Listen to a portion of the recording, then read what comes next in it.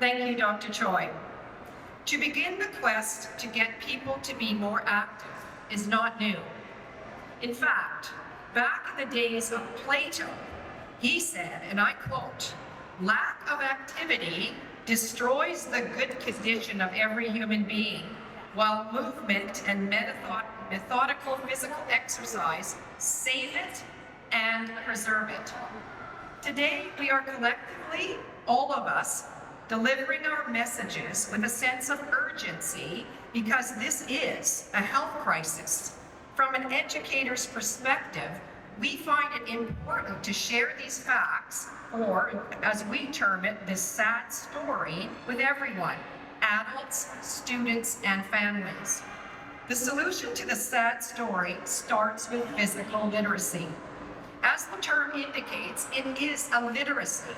Yet, over the years, it has taken a back seat to the more prioritized literacies such as reading, writing, numeracy, and even music. What has been missing from the priority list is the intentional teaching of physical literacy. In other words, we need to value movement at the same level as we value reading and writing, whether that be in our schools, in our playgrounds, or in our vocations. We want to grow confident movers. And when we do that, like all the other skill sets, individuals will then have the ability to choose what they want to do in life and achieve ultimately overall physical fitness. Focusing on ensuring people have a better understanding of physical literacy is being talked about right now in a number of countries around the world and in a variety of sectors of people, including education, early childhood education, healthcare professionals, physical education specialists, sport and recreation. For example, Sport for Life has been hosting an international physical literacy conference in Canada every 2 years since 2013. And for the first time last September 2023, it went global to Umeå, Sweden. The reason people are talking about the importance of more physical activity is to build durability in everyone, ages 0 to 100 plus. When a person is durable, it means they are more physically hardy, mentally resilient, and ultimately more resistant to injury and disease, as Dr. Choi pointed out. Now, here's the thing. The game changer in schools for us came when we met and learned more about physical literacy by a couple of key people. Dr. Dean Kriars, he's a neuroscientist and one of the founding fathers and world-renowned experts in physical literacy. Who is committed to the development and application of research into motor skill development, gender bias, risky play, and resilience. The other person who has been just absolutely incredible to us and the work we're doing is Dr. Guy Faulkner. He's professor and chair in applied public health in the School of Kinesiology at UBC. He is an internationally recognized expert on physical activity and mental health with an interest in the relationship between physical activity and mental health in children and adults. In fact, in West Vancouver schools, we are just finishing the completion of a 3-year longitudinal study with Dr. Faulkner to test our theory that not only does physical activity increase when students are physically literate, but also that other positive outcomes occur as well in the classroom, whether that be academic, social, or emotional. Through the teachings of Dr. Kriars and the practical work we continue to do in our West Vancouver School District over the last 9 years, we have come to realize the so-called magic potion, or as Dr. Kriars says, the secret sauce to getting people to become more active and motivated to sustain an active lifestyle is to be physically literate. Okay, so what is physical literacy? Physical literacy is all about intentionally teaching movement competencies. Movement competencies come in a variety of categories, such as running, hopping, throwing, kicking, balancing, rolling, striking, catching. These competencies are not developed spontaneously. They must be taught. What happens is that individuals experience a proficiency gap if they're not taught, which will eventually stop their participation in activities, especially as they become more challenging. These many movement competencies are to be taught in different contexts or environments: in the air, on the land, on ice, in water. When you learn the basic fundamental movement skills, it allows you to branch off into different domains. So here's a few examples. The basic skill of running. You do need to teach them how to run. Lends itself to pursuing further in basketball, soccer, track and field, volleyball, dance, rugby, tennis. Just learning how to run properly.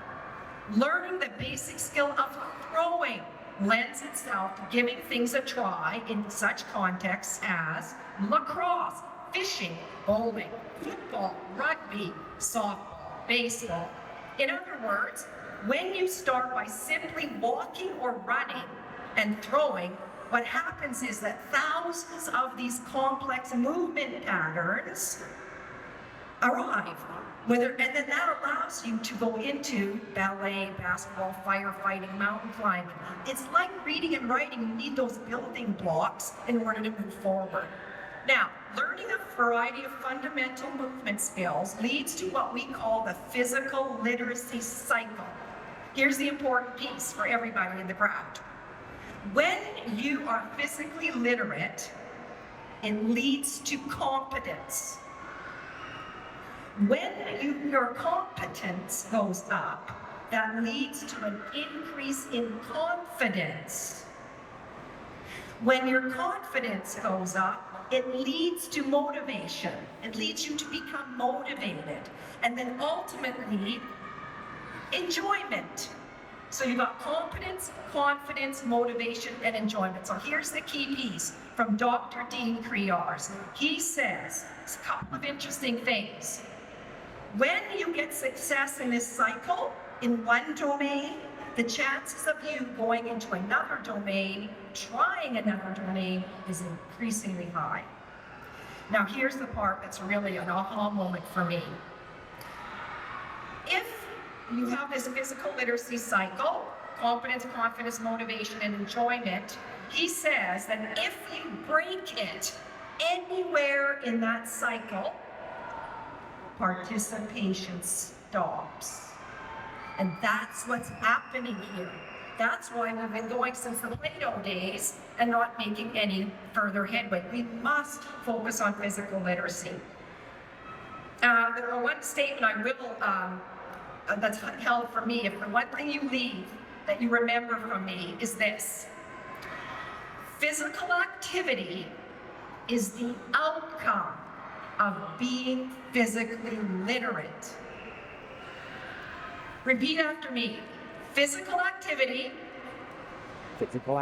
is the outcome to being physically literate. It's not the solution. And it also looks like at an early start is important and ideal, as research shows that children who develop early motor competencies are more physically active during childhood. And further research shows that active children and youth are more likely to stay active in adulthood. Okay, here's something to think about. My final thoughts. For example, some of you in the crowd may be saying, hey, I jog every day. I'm good. I'm on the treadmill every day. It's amazing. And you would be right. You are very proficient at that domain. However, it's important that you also try new areas of movement. The more diversity you have in a variety of movement competencies, the more your brain adapts to allow you to become not only physically durable, which is the capacity to endure life and engage in recreation, sport, and activities of daily livings, but also psychologically durable. You are going to be less likely to suffer the consequences of life setbacks.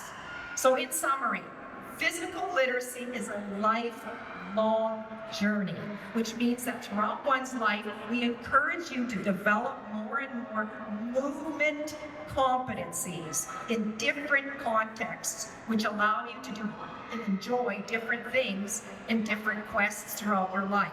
And don't ever feel like it's too late. These skills and abilities can be learned at any age. Okay, back to the sad story. In West Vancouver School District, we are on track for a happy ending. We have developed a model that involves not only finding out how physically literate our students are through the collection of data, but also to implement intervention strategies to ensure our students are being equipped with, for the most part, the basic land-based skills. Here now to talk about the practical side, because now we're on to the how, are Amber Pasquale and Erin Crawford, two outstanding leaders, educators, and physical health mentors in the West Vancouver School District. They positively not only impact classroom teachers, but all the adults who work with our students. They work in the typical spaces, in the gym, outside, in hallways, but the game changer for us, or the secret to our success, is making movement matter directly in classrooms. Literally, the ongoing work that these two are leading in our school district is changing the trajectory of kids' overall physical health and well-being, because physical literacy impacts every aspect in the life of a child in a school setting. Welcome, Amber and Erin.